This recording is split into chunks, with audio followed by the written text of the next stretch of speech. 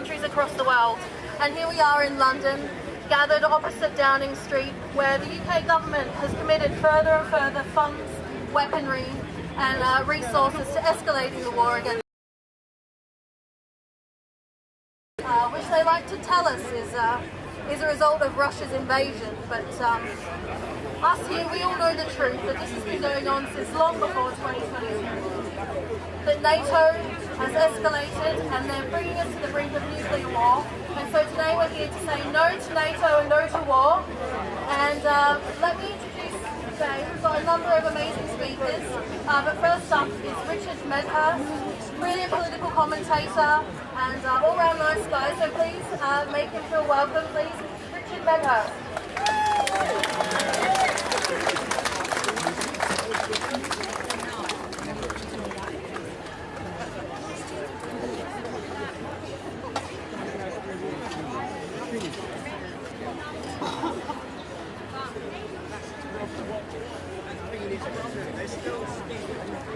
Hello, testing. Hi guys, thanks all of you for coming out.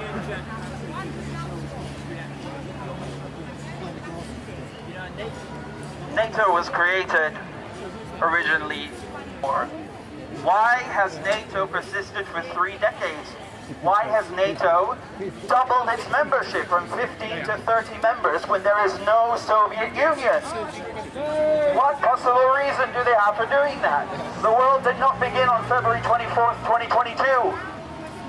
What was happening for 3 decades?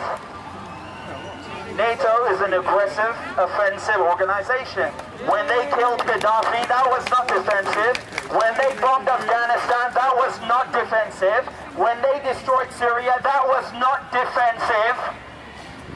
When they destroyed Yugoslavia and carved it up, that was not defensive. This is part of a salami tactic.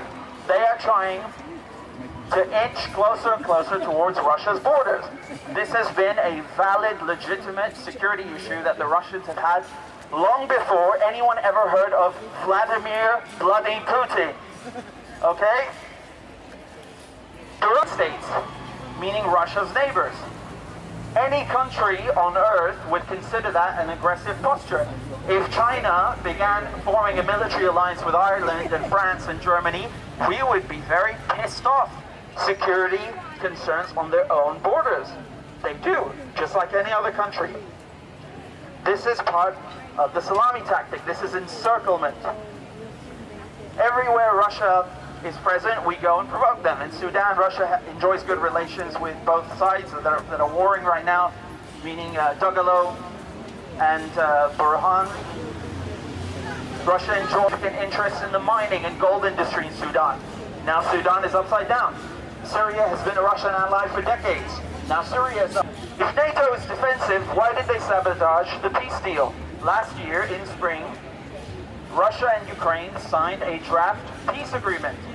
Our Prime Minister, right there, went to Turkey and sabotaged the peace deal. He told Zelensky to pull out of the peace talks, and Zelensky did as he was told. And the sad thing is that they're just using him. Just last month, they on stage there and shamed them into allowing Ukraine to join. They don't want Ukraine to join because Ukrainians make money. The truth is that peace is bad for business. You cannot make money from weapons and war when there is peace.